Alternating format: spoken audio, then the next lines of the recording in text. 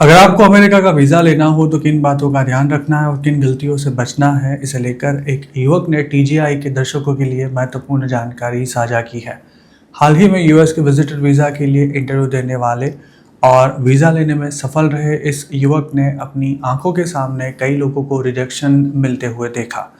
इन दिनों valid visitor visa पर America पहुंचे कई लोगों को एयरपोर्ट से ही वापस भेजे जाने के कुछ मामले सामने आ रहे हैं। ऐसे में वीज़ा लेना भी अब बेहद मुश्किल बन चुका है। हालांकि अगर कुछ बातों का ध्यान रखा जाए और अमेरिका जाने का इरादा जेन्युइन हो तो वीज़ा मिलना असंभव भी नहीं है। विजिटर वीज़ा लेने में सफल रहे अहमदाबाद के इस शख्स ने टीजीआई से बात करते हुए बताया कि अब वीज़ा इंटरव्यू 5 से लेकर 15-20 मिनट तक चलता है और उसमें प्रोफेशन से लेकर फैमिली के साथ साथ ट्रैवल हिस्ट्री, यूएस का ट्रैवल प्लान और साथ ही वहाँ जाने का मकसद जानने के लिए बहुत डिटेल में सवाल पूछे जाते हैं।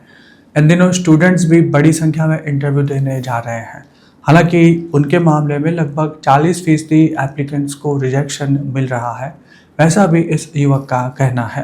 अब अगर विजिटर वीज़ा की बात करें तो उसमें भी ज़्यादातर लोगों को रिजेक्शन मिलता हुआ इस गुजराती ने अपनी आंखों से देखा।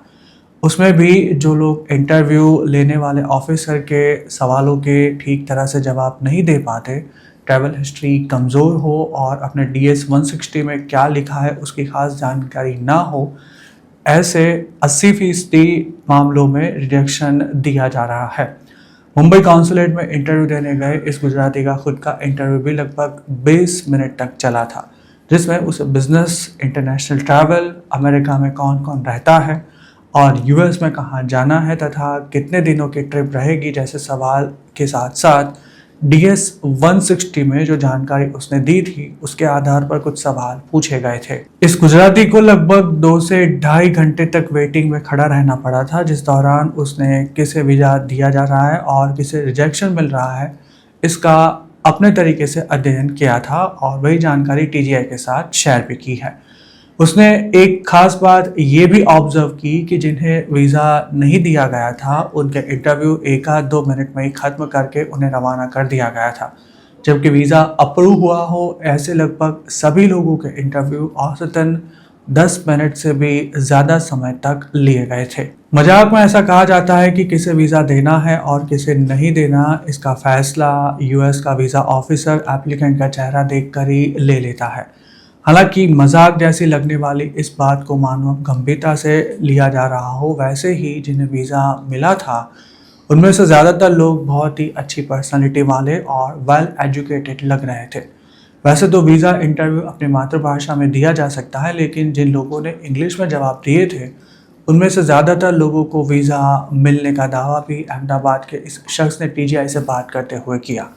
उसका ये भी कहना था कि यूएस जाने वाले का इरादा जेन्युइन है या नहीं, ये चेक करने में अब काउंसलर ऑफिसर्स कोई कसर नहीं छोड़ रहे हैं और जो मामला संदिग्ध लगता है उसमें ज़्यादातर रिजेक्शन ही दे दिया जाता है।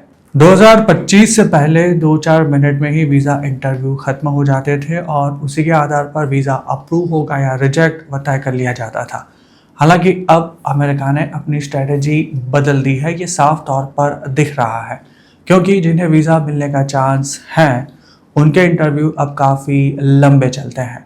अहमदाबाद में प्रैक्टिस करने वाले एक वीज़ा कंसल्टेंट ने इस बारे में टीजीआई से बात करते हुए बताया कि मुंबई कॉन्सुलेट में इंटरव्यू देने जाने वाले लगभग 70% लोगों को रिजेक्शन दिया जा रहा हो, ऐसी स्थिति है।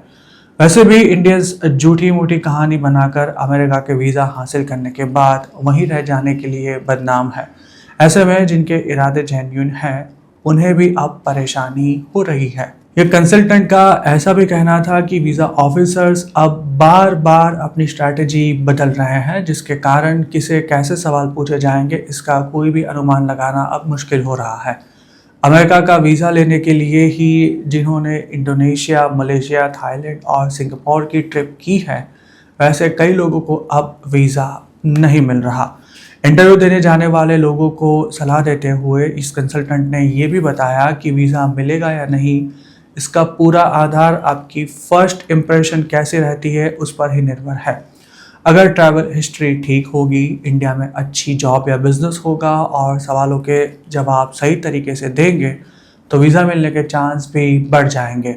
हालांकि उन्होंने इस बात का भी स्वीकार किया कि प्रोफाइल अच्छी होने के बावजूद वीज़ा ना मिला हो, ऐसे मामले भी अब काफ़ी बढ़ गए हैं।